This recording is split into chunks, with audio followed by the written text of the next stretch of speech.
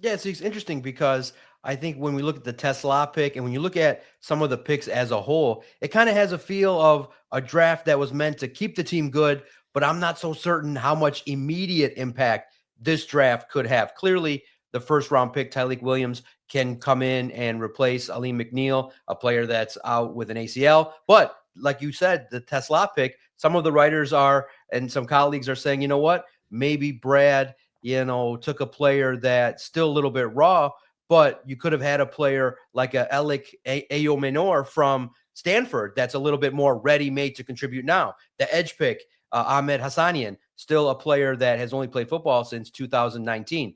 So it has a feel of, you know what, and we have to kind of maybe accept it that the Lions feel like the roster that they built, that won 15 games, they want to run it back and give them another chance to maybe compete at the highest level in the postseason. But you look at some of the picks, and it does have a feel of some patience from Brad Holmes. It's funny. I talked to somebody in the organization, just a little off the record texting, and they said they hate, and this is not on you, John, but you said it, they hate the run it back line because all those defensive players were out last year. They feel like they're going into this year going, all right, we're going to get a healthy Hutchinson, a healthy Derek Barnes, a healthy Marcus Davenport, Anzalone for a full season. And they feel like they've missed so many of those guys that, a Wingo coming back, who was hurt, and Aleem when he comes back. So they don't feel like they're running it back. They feel like, man, we played so many games last year with guys that they had to get off, Quan Alexander off the street, Jamal Adams off the street, that they just had to throw out there, which is interesting. But I'm with you. I think that they're going for it. They obviously use the picks on guys that fit their mold and what they're about in that locker room. Look at Cleveland saying, "Oh man, we don't want Shedeur Sanders anywhere near us. We're going to take Dylan Gabriel." And then by the fifth round, they gave in and went and got Shedeur anyway. The Lions are not, people. I've had a lot of Locked On Lions listeners and viewers say, "Man, Mike Green. Why didn't they get Mike Green?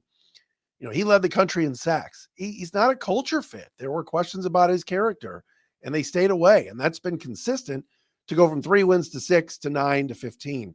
So, or 3 to 9 to 12 to 15. So I don't mind it at all. And I do think they're running it back. What's interesting is, can some of the guys that some of the fans think need to go be replaced? If Broderick Martin, and I know you were talking about it on one of your social media clips this week, if Broderick Martin can't play, can Tyleik Williams definitely just step in? Can Mekhi Wingo come in from last year and definitely step in?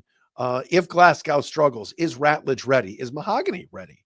They probably believe yes, but I liked the Miles Frazier pick too, because I think that signals guys like Sorsdal and some of the others, they want to upgrade at the O-line, and it puts even more pressure on Glasgow, because what if Frazier comes in and is just a road grader?